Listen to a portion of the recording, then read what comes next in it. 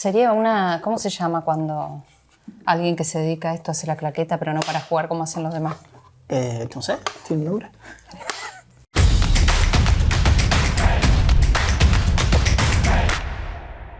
Bienvenidas, bienvenidos a No Me Contrates. Y estoy con Gaspar Gómez, director, profe de cine, cineasta, escritor, que esos todos los rubros en el cine, menos director de fotografía. No, todos los rubros no. No.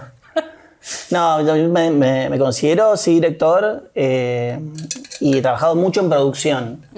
He trabajado mucho en equipos de producción, en algunas épocas haciendo producción ejecutiva y trabajando como productor, pero de un tiempo a esta parte es más el trabajo de dirección o en el equipo de dirección como asistente de dirección o guionando, trabajando en el área creativa. Mira, bueno, el rubro del cine o el oficio del cine o la pasión por el cine, no lo sé, involucra, es un trabajo como, por ahí no se habla tanto, o sí se habla, pero hay mucha gente que por ahí no sabe qué involucra, qué partes tiene. ¿Cómo lo explicamos? ¿El oficio en sí? El oficio en sí, después la parte de dirigir y lo que involucra. ¿Querés empezar por ahí a lo mejor? No sé, lo que se te ocurra. Sí, me parece que es lo que pasa con cualquier desarrollo o proyecto creativo. Digo, siempre una cosa es una idea y otra cosa es cuando vos empezás a nutrirla para que eso pase a ser un guión. Después lo tomará un productor y va a hacer que eso pase a ser un Excel y tenga un costo y que le busque plata para hacerlo y entre en otras áreas creativas y venga, no sé, gente de vestuario y piense para ese guión. Entonces es como una maquinaria de hacer audiovisual donde todos van como aportando desde su expertise y bueno, y el director es como que tiene una visión y necesita que todos esos aportes vayan en la dirección que está buscando. Contame de la visión del director. Gaspar estrenó hace muy poco las herramientas para la soledad. De la soledad. Sí. De la soledad. Yo, bueno, le rebauticé. Que tiene características muy específicas, ¿no? En esto de la grupalidad y el equipo que involucra el cine, diste un vuelco en el paradigma por distintas razones que te las pregunto ahora, pero más allá de todo, ¿cómo es? O sea que llegar a hacer una película es tan difícil que en un punto se te puede ir la vida porque así como hay proyectos que fluyen y que rápidamente van encontrando cómo realizarse, hay otros que van quedando en camino, muchos. Entonces, por ahí, un poco en broma, un poco buscando la salida, muchas veces cuando estaba en charlas con colegas de lo complicado que es, porque conseguir tanta plata y bla, era como, bueno, entonces hay que filmar solo y chau. Prendamos una cámara y filmemos y listo. Y era como un chiste que parece que después me lo fui creyendo de que era posible hacerlo. Entonces, después de que se me frustra un proyecto bastante grande y en estado bastante avanzado, me agarró que no me quería quedar quieto y empecé a pensar que si un músico agarra un instrumento y se expresa, tenía que haber la manera de que con una cámara yo pudiera hacer lo mismo. Entonces, si no sé, un escritor solo con poder escribir cuenta una historia, si yo puedo manipular una cámara, entonces tengo que poder hacerlo. Y así empezó a hacerse más grande, digamos, el concepto de la película y escribí las herramientas de la soledad pensando ya en filmarla solo. Entonces se fue como retroalimentando ese concepto. Estoy solo pensando en una película para filmarla solo que trata sobre la soledad y se fue retroalimentando y estoy escribiendo a una escritora. Entonces era como todo...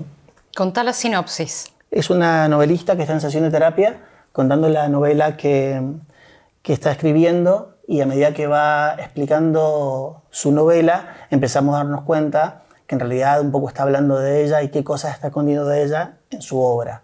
Es ese juego de... que era un juego conmigo también, ¿no? Por supuesto, Verónica dice cosas que estoy diciendo yo sin dar la cara. Me escondo detrás de cámara. Pero pasa un poco en los ¿Vos qué opinas de esto, de los escritores de guiones para cine? ¿Qué tanto hay de nosotros en eso que es nuestra obra o no? Mira, hay una cosa que dice el personaje Verónica, que es una de las que yo no puedo decir tan abiertamente, entonces se lo voy a decir a ella, que es que las historias se escriben solas. Y pareciera que no, claramente las historias no se escriben solas, pero un poco yo sostengo que sí, pero porque una vez que vos tenés armado el universo de una historia y conocés el universo en el que se mueve, sabés, de alguna manera ya construiste que lo que le pasa de lado a lado en la historia, conocés el personaje y cuando ya tenés todo el contexto, empezás a trabajar y las fichas empiezan a caer de alguna manera. No sé si se entiende, pero es como que vos armás unas reglas de juego y después decís, bueno, de tal punto a tal punto llegamos a tal manera. Y ahí es donde yo siento que, qué loco que escribí tal cosa y se conecta con esto otro. No es que lo pensé, apareció una conexión y se empieza, cualquiera que escriba sabe lo que estoy diciendo, y se empieza a hacer como un entramado en el que si uno lo deja fluir y no se encapricha en que yo quería al principio que dijera tal cosa, y un laburo, ¿no? Personal. Pero de alguna manera la historia se escribe sola. ¿Y por qué el título? Las herramientas, sí. Para mí son las cosas en las que el personaje, las herramientas que tiene como para agarrarse de algo en esa situación por la que está pasando. Y no tenía título, y cuando en un diálogo, pensando en cómo podía llamarse un capítulo del libro que está escribiendo, sí. y se llamaba Las herramientas, y dije, podría ser el título de la película, y bueno, y así quedó. ¿Y soledad como concepto, para vos qué significa? Me parece que también es un espacio de reflexión, ¿viste? Es un espacio de introspección y de poder hacer cosas que pueden ser muy productivas y pueden ser sanadoras y pueden ser interesantes para uno, que probablemente no se dan en medio de charlas, de bullicios, de la cosa cotidiana. O sea, yo sé, los momentos de soledad, pocos en la vida cotidiana, los disfruto desde ese lugar y siempre encuentro alguna beta creativa en eso. ¿Considerás que por ahí el autoconocimiento y la soledad, no sé si para el artista en sí o para quien escribe o para quien dirige, cómo relacionás una cosa con la otra? ¿Se puede hacer arte o se puede hacer cine sin ninguna introspección? Creo que sí, pero siempre son productos audiovisuales, no te digo vacíos, pero con menos sustrato que si vos sabés por qué estás diciendo las cosas. No, es como pasa en todo, ¿eh? Vos cuando plantás la cámara y haces un encuadre, estás diciendo algo con ese encuadre. Si decidís que un elemento quede en cuadro o no, si decidís que la luz venga de contraluz adelante, todo eso cuenta, son todos elementos narrativos. Si vos no sabés lo que estás diciendo, es como de pronto usar palabras y tirar palabras y hablar sin contenido. Pero si sabés de qué es lo que estás hablando, vas a saber por qué tal elemento está bueno. Es como decir, estoy usando tal palabra porque, y lo digo de esta manera porque, que es muy distinto a simplemente decir, qué sé yo, porque estoy repitiendo algo, o me lo dijeron, no es algo en lo que yo estoy convencido. Pero cuando vos estás como más consciente de por qué estás diciendo esto, me parece que lo decís mejor. Encontrar mejor forma de decirlo. Dicho esto, en los procesos creativos, tampoco es que vos sepas todo lo que va a venir en el proceso. No es que yo dije, bueno, voy a tratar tal tema y me voy a sentar y voy a escribirlo de tal modo. De repente algo te resonó y empezaste a escribir y vas laburando y aparecen cosas. O sea, me pasó con Raúl Julie. Escribí la película, nos fue bien en concursos de desarrollo de proyectos, ganamos premios de desarrollo, filmamos, estrenamos, y cuando estrenamos, Paula estaba ya embarazada de nuestro primer hijo de Sacha. no era tan casual que yo haga una película sobre la paternidad en una zona de mi vida donde de algún modo estábamos buscando un hijo. A mí me pareció preciosa la película. Gracias. Ese encuentro, el viaje, porque es muy interesante que aparte se llama Road Julie y dentro de las películas que van en el camino, ¿no? Dentro de este viaje, el viaje, el camino de aprendizaje, de conocer, de lo que va sucediendo ahí, es muy especial. A mí me pareció hermosa. A lo que yo voy es que no es que dije, como quiero ser padre voy a escribir Road Julie. No, pero me di cuenta después. La sincronicidad de era, de digamos, la elección. con el diario del lunes era, y sí, dale, sí. Obvio. O sea, ¿qué hacía yo escribiendo eso? Si no, si yo no era padre, ¿cuál es ese interés? Entonces me parece que está bueno como preguntarse lo que uno hace. Y ahí aparecen algunas respuestas. En referencia a esta película, ¿cómo es trabajar con alguien más chiquitito, una actriz? ¿De cuántos años tenía? 10. 10. Pasa que la Fede, ella es muy seria al día de hoy, ¿no? Entonces de pronto, por su personalidad, era como muy aplicada, muy de leer todo, estudiarse el guión, ¿no? Necesitaba saber cuál era la última línea del otro actor o actriz para recién intervenir. O sea, Fede, una niña súper ordenada, ¿no? Y aplicada. Y hay una cosa que tiene que ver con trabajar con niños frente a cámara, que en realidad aplica para todos, pero con niños es como más fuerte, que es el vínculo que vos tengas entre dirección y elenco. Entonces, el trabajo con la Fede en ese momento era más de vínculo que de directivas actorales. Porque como ella era natural para decir las cosas, y entendía las circunstancias dadas de la escena, podía laburar bien, pero el problema es que tenés que estar actuando con un montón de técnicos a la vuelta, con luces, con situaciones, no sé, filmando en un Citroën, viste, en medio de la nada. Entonces, lo que le iba a salvar a ella era que confía en mí. Después pasó que hizo vínculos no solo conmigo, sino con un montón de gente del equipo técnico, con el actor también, pero con un montón de gente del equipo técnico, que era entonces una gran contención para que pudiéramos sostenerla. Y se bancó jornadas largas, complicado, pero cuando ya hay vínculo es como natural, ¿no? Es como decirle a alguien con quien tenés mucha confianza, hagamos tal cosa, y te dice, bueno, dale, hagámoslo. Y hablaste de vínculo y en esto también de las horas extensas de trabajo. O sea, ¿cómo es el trabajo? El otro día hablaba con Sofía, que estuvimos hablando un poco de todo, de comunicación, y le decía que el origen de la palabra trabajo, que viene de tripalium, que era, bueno, básicamente tortura, ¿no? Y sí, 3 palos, porque te ataban como a 3 palos y lo mismo que para inmovilizar a un animal o a una persona, no sé. Vamos a tener que cambiar el concepto. Sí. Pero el laburo del cine, vos cuando tenés que formar un equipo, trabajar, pagar las cuentas, organizar, ¿cómo lo definirías? ¿Qué podría ser mejor también, no? Además de que, a mí me parece que, primero, que cuanto más profesionales sean todos los que intervienen, suele ser más fácil. Es mucho más fácil dirigir un actor o una actriz con mucha experiencia que agarra una línea de diálogo y la dice buenísimo y decide así de otra manera, y a mí está buenísimo, y de otra, y está genial, y porque es excelente haciendo su trabajo, tiene toda la experiencia, entonces todo fluye. Pasa con el que hace las luces, con la cámara, con sonido, con todo.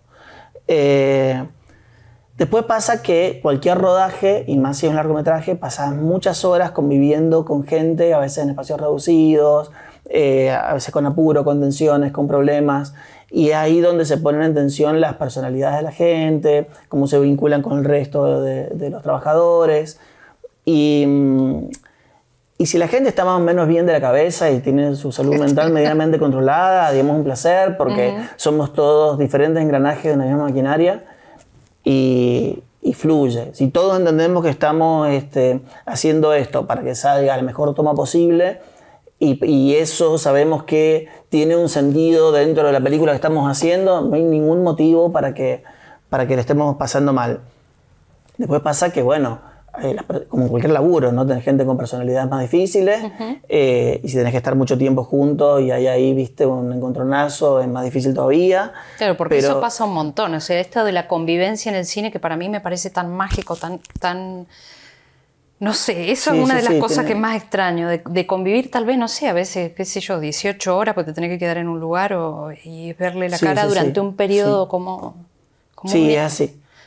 Pero también, digo, a veces puede ser tortuoso y a veces está buenísimo. ¿Qué es lo que más te dificulta para trabajar con alguien? Hablábamos esto del proceso de la confianza y de la convivencia también. En esto del equipo, ¿qué tipo de personalidades, por ejemplo, te resultan más afines? Más allá de que uno pueda trabajar con cualquiera. ¿Te gusta el que habla más, el que habla menos, el que viene en silencio con el mate a la mañana? Que no tengo así como catalogado de esa manera. Normalmente cuando vos trabajas con gente talentosa, con gente inteligente, con gente buena onda, con gente que no necesita hacerse ver o tratar de sobresalir diciendo, viste, yo trabajé en la película, soy regroso. Viste, cuando... sobre todo la gente que tiene más experiencia, que ya no necesita andar mostrando, viste, sus credenciales. Las chapas y eso. Y las cosas, claro. No sé, es como cualquier relación humana, digamos, uno se hace amigo del equipo técnico, o al revés, o sea, a esta altura, como siempre he trabajado en Mendoza, conozco al grueso de los técnicos de cine, y si voy a filmar, lo más probable es que me estén reencontrando con alguien que hace mucho que no trabajaba, y se arma una cosa que está piola. Y no sé, nunca lo veo desde la tensión, desde el problema. Y yo, la verdad, que si quisiera pasarla mal, me dedicaría a tantos trabajos, para pasarla mal, que son mucho más feos que filmar. Entonces, si vos estás con gente que lo entiende así... Sí. Digo, no. Pero sentís que cuando uno busca a la gente se encuentra con determinada gente por algo en particular, en esto que hablábamos de las sincronicidades y también de los equipos. ¿O te ha tocado laburar con alguien que vos decís, ay Dios, no quiero llamar más? Sí, pero seguro. Sí. Pero también está en cuanto vos le pongas el acento a eso. ¿Viste? Pero ves, decís una palabra, me encanta eso, porque el acento a eso, vos como director, ¿a qué le pones el acento? A lo que va a quedar en la cámara. Para mí es mucho más importante que funcione todo para lo que queda grabado, sea lo mejor para esa película, que si alguien está enojado porque estacionaron el camión no sé dónde, qué sé yo. Eso no va a quedar en la película. ¿Te ha pasado algo loco en una película fuera de cámara que no se ve? Como, no sé, que se cayó todo el... Yo grabé una cosa y me caí del cuatriciclo del guardaparque, por ejemplo. ¿Te caíste del cuatriciclo? Sí, una moretoneada así, dolor. No me acuerdo ahora, pero siempre es un mundo a la vuelta que pasan cosas, ¿viste? Siempre pasan cosas. Por eso me parece que dirigir es el trabajo de abstraerse un poco, porque sos la única persona que está montando en la imaginación esto que acabo de filmar, con lo que filmemos pasado mañana se va a ver tal cosa, y eso va a conjugar, y si me falta un plano, entonces veamos si hoy podemos hacer otro plano. Porque estoy pensando que si en lo que hacemos pasado mañana no podemos filmar de tal manera, y vas llenando los caselleros. ¿Tenés alguna técnica para mantener esa calma que decís, en tener clara la visión de la película? ¿Te pasa que a veces se te pierde el hilo? No, me parece que eso lo hace la experiencia. En los primeros trabajos uno está de los pelos. Me pasó a mí que yo en los primeros cortometrajes, cuando estudiaba cine, me ponía muy nervioso, y por ahí ahora con alumnos de la escuela de cine veo que, claro, que le va a reventar las tripas, ¿viste? De tener que pensar qué hago, y me preguntan tal cosa y no sé qué responder. Y me parece que después, con la experiencia, ya sabes, digamos, ya te encontraste con situaciones similares, o trabajás con técnicos que tienen mucha más experiencia que vos en lo suyo, entonces tienen soluciones. Y es como ir buscando. Mira, hay como muchas formas de encarar un set, ¿no? Pero a mí me tranquiliza mucho ya saber qué voy a hacer con la puesta de cámara y qué es lo que le voy a pedir al elenco antes. O sea, yo duermo tranquilo la noche anterior si ya sé cómo quiero transitar ese día de rodaje. Hay otros directores que no, que van al set a ver qué pinta. A mí eso me estresaría mucho. Entonces, O sea que en eso te pareces a la actriz más chiquitita en ese momento, de los planes. Sí. Creo que capaz que por eso nos llamamos bien. Pero digo, de alguna manera, si vos llegas al set y le podés decir a los técnicos, filmamos esto, después esto lo quiero de tal manera, acá necesito que montemos, no sé, un Steadicam por tal razón, estoy imaginando esto. Yo lo suelo comunicar porque por ahí, no sé, la gente de cámara estás pidiendo una cosa que es un chino y si no hay un porqué, hay una tensión ahí de, che, ¿por qué estoy haciendo esto colgado de no sé dónde? Entonces, si vos le contás a la gente lo que vos querés lograr, lo que tenés en la mente es lograble. Dijiste algo de la experiencia y justo me anoté una frase de Woody Allen que decía, la confianza que viene con la experiencia te permite hacer cosas que no habrías hecho en otras películas anteriores. Sí. ¿Coincidís? Sí, re. ¿Y esto cómo lo ves en tu última película, por ejemplo? A mí me pasó algo muy loco con las herramientas porque después de mucho cranear me largué a filmar solo. Tanto que estamos hablando de los técnicos, bueno, ¿cómo sería filmar sin técnicos? Era como ir al otro extremo. Y me pasé semanas pensando cómo hacer la puesta de luces. De hecho, no sé, para todo lo que es el consultorio en la historia, hice un pre-lighting, que es cuando vos haces pruebas de luz el día anterior y no tenía quien poner frente a cámara. Entonces estaba buscando el seteo de la cámara para que dispare una foto con timer, para irme de cámara y que me saque una foto, ir, chequear la cámara, o sea, un delirio. Y todas las cosas que venía pensando eran como, ¿cómo voy a resolver este problema? Todo lo que planteaba era por ahí. Y no había pensado que iba a tener que dirigir sin nadie alrededor. Que en lo que hace al laburo actoral es un placer. Claro, porque era estar rodando como si fuera un ensayo. Entonces era terminar una toma, nadie grita corte, nadie grita acción. Digamos, entonces con una intimidad total en lo que estábamos buscando. Era como, termine un texto, corto, hacemos un mate y estaba pensando, eso lo podríamos repetir. Dale, repitámoslo. ¿Qué tal cosa? Le mostraba a Vero. Se ponía los Aurix, Verónica, miraba los planos y decía, ¿y eso que digo no me gustó? Como le dije, decirlo vuelta. Vamos, claro. Súper tranquilo. Qué intimidad, ¿no? También, sí. ¿no? Porque esa es verdad que un actor cuando se concentra puede lograr, pero cuando está solo, eso que decís, me imagino que debe ser una cosa... Entrábamos en una burbuja de toda la jornada. Y creo que se nota. Y creo que se nota. Creo que se nota. Yo por lo menos, a mí me encantó. Ella está en un estado doctoral que más allá de que es una gran actriz, creo que en buena parte lo mantiene porque no había nada que nos distraiga. No había gente alrededor que cuando decís corten se pone a hablar de una anécdota de otra cosa y ni nada. No hay bullicio, no hay nada. Estábamos súper metidos en la historia todo el rodaje y creo que eso ayudó. Es precioso. La iluminación, la historia. Bueno, te iba a preguntar algo dentro de la emoción, porque estábamos hablando de esto, de la emoción de la intimidad y en esto de lo que implica trabajar en el cine, de lo que implica dirigir. ¿Siempre se te ocurrió?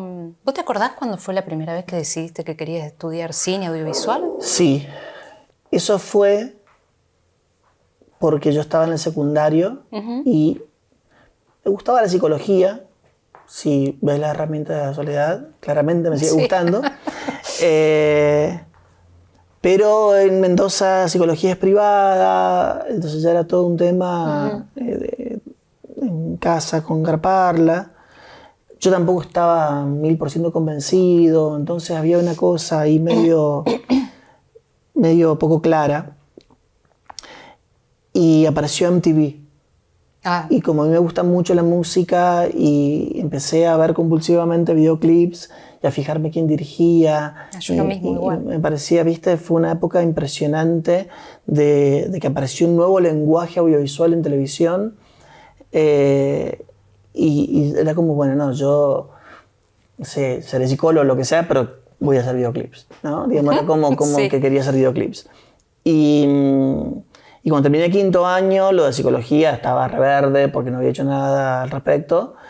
Y me había enterado que había abierto la escuela de cine. Y dije, bueno, qué sé yo, me meto a ver qué onda. para ver si con esto hago herramientas para por lo menos pensar en hacer videoclips, con esa cosa muy de mis 18, 19 años, ¿viste? Claro, con todo claro, muy poco claro. Y cuando estaba en primer año de la escuela de cine, vino a filmarse una miniserie a Mendoza que se llamó El Jardín de los Infiernos, que era una miniserie grande, con muchos técnicos de Buenos Aires, con muchos actores conocidos, durante 4 meses, un montón de cosas. Y un poco por causalidad entré a trabajar ahí como eléctrico, y cuando me vi en un set dije, no, esto está buenísimo. Es esto. O sea, y me resolvió la vida. O sea, entrar a un set profesional tan rápido fue como listo, chao, es lo que quiero hacer. Y a partir de ahí, bueno, empecé, ¿no? Disfruté mucho laburando como eléctrico, después ya empezaba a escribir algunas cosas. En segundo año de la escuela de cine hicimos un corto que ganó un premio en Santa Fe. Y bueno, ya está. Ya estaba adentro. ¿Y qué es lo más, si tuvieras que elegir una palabra, de lo más hermoso o de lo más que más te guste de esta profesión, de este oficio, de esta forma de vida también para mí? Esa es una opinión personal. Sí, para mí también es una forma de vida. Creo que me gusta lo creativo, porque aún en los roles más técnicos hay un espacio creativo que es importante. Digo, la dirección de fotografía, que es toda la iluminación en el cine, es súper creativo. Armar bandas de sonido es súper creativo. Dirección de arte ni hablar, vestuario también. Digo, cualquier área del audiovisual tiene, del guión a la postproducción, tiene componentes creativos por donde los mires. Y me parece que eso no sé, como que te mantiene activo. Porque hay que renovar todo el tiempo y pensar distintas cosas. Y aparte es un montón de posibilidades. A mí me gusta mucho el fútbol y creo que las cosas que me gustan del fútbol es que dentro de las reglas, como en otros deportes, ¿no? Pero dentro de esas reglas, vos haces lo que querés en un punto. Si vos querés, digamos, irte a la esquina de la cancha y quedarte pasándote, también puede ser.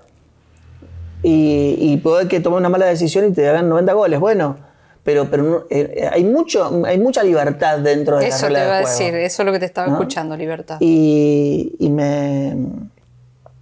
creo que eso está bueno.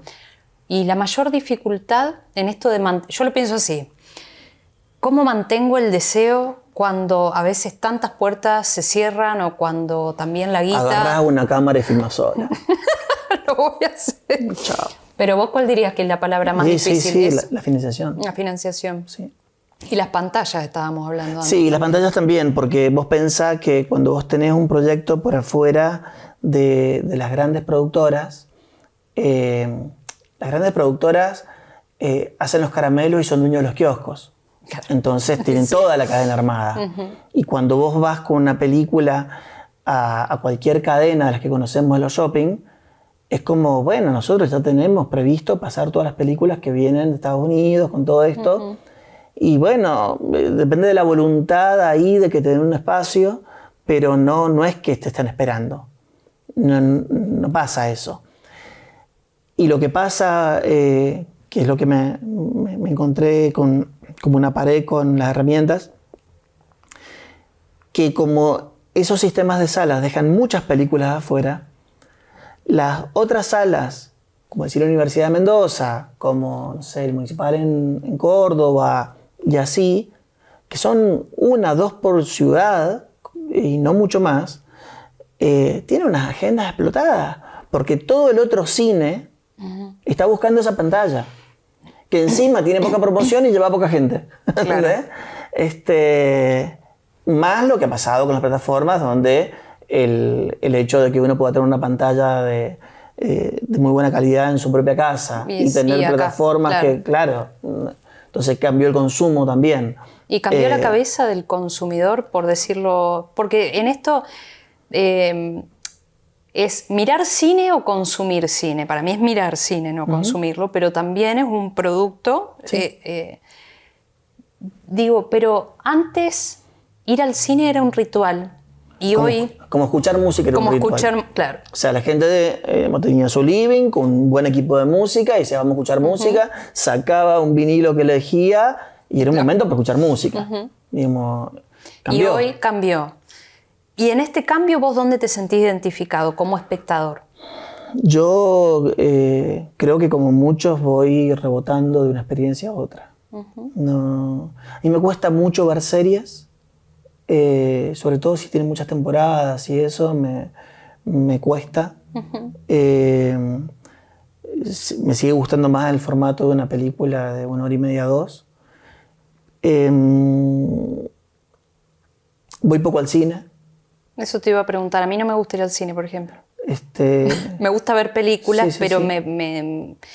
Me resulta... Pero también digo, porque tengo una pantalla en mi casa que se ve muy bien y es muy grande y tengo buen sonido. Claro. Y podés... En las épocas donde eso no pasaba y anda al cine. Yo me acuerdo, en los 90 íbamos a la Insenclass, ahí en la Municipalidad de Mendoza, en el subsuelo, porque pasaban películas que no iba a ver en ninguna otra parte. ¿Te acordás la primera película que viste en toda tu vida? Yo fui El Rey León. No sé en qué año. No me acuerdo. ¿No te acordás? No, me acuerdo de mi viejo llevándome al cine. Sí, creo que no fue la primera que vi, pero sí que me rompió un poco la cabeza. Fue La historia sin fin. Ay. Pero esa película yo no sé si... a mí me hizo mal esa película. Sí. Lo mismo que Laberinto. Tremendo. Sí, Laberinto la vi después. Pero La historia sin fin, Sin América, Calle la Valle, salí como... Sí, sí, pidiendo aire. ¿Se acuerdan de esa película? Es muy... Tremendo. ¿Y tenés un director preferido? No. ¿No? No, tengo películas preferidas, no un director. O sea, hay directores que... O sea, eso no tengo. No tenés. No. Me gustan... Porque dentro de la estética, digamos, qué sé yo, no es lo mismo decir, no sé, Tarantino que Scorsese que Almodóvar. De todo eso hay películas que me gustan. A mí Almodóvar me gustan todas, por ejemplo. Claro, no, a mí no. Todas. Tampoco vi todas. Pero, por ejemplo, me gusta mucho Jim Jarmusch. No sé quién es. Un director neoyorquino que es como el director del cine independiente de Estados Unidos. Mira. Y él me gusta mucho. ¿Por qué te gusta? Me parece que tiene una mirada diferente a lo que nosotros conocemos como el cine yankee, que no es que sea propia de él, sino de muchos directores de Estados Unidos que no son los que nos llegan, digamos, a través de las grandes productoras, donde le prestan mucha atención a la construcción de personajes y a las historias cotidianas. Hay un trabajo ahí muy, muy interesante en cómo viven sus personajes, que no es algo que esté tan... Digo, el cine de entretenimiento hollywoodense no lo tiene, ¿viste? Es como que los personajes están más en función de la historia y no hay mucha posibilidad para el divague. Interesante para buscar. Bueno, y así, ¿no? Igual creo que mi película preferida sigue siendo una película que costó muy poca plata, que se llama Once, de John Carney, que es una 11, así como sí, como una sola vez o Exacto. una vez. Que es una película irlandesa que después gana el Oscar a Mejor Canción. Una película muy chiquitita que trata de un tipo que canta en la calle, digamos, y conoce a una vendedora de flores que ya toca el piano y se juntan a grabar y bueno, y es el proceso de... Bueno, y lo último es, alguien de 18 años, 17 te pregunta, ¿vale la pena estudiar cine o en qué me perfecciono? No sé, ¿qué me dirías? Siempre vale la pena estudiar. Si te gusta algo, siempre le vas a sacar más del jugo si estudias, si no estudias. No es que necesites un título. Tengo alumnos de 5º año que están ahí en la disyuntiva, están eligiendo cosas también. Y a muchos por ahí les llama la atención, pero no saben si con la inteligencia artificial algunas cosas... Para mí todo tiene su vuelta. Yo creo que o sea, no dejaría de estudiar cine porque la inteligencia artificial, o sea, son temas distintos. Me parece que cualquier cosa que vos te guste hacer, si estudias la vas a hacer mejor, le vas a sacar más del jugo.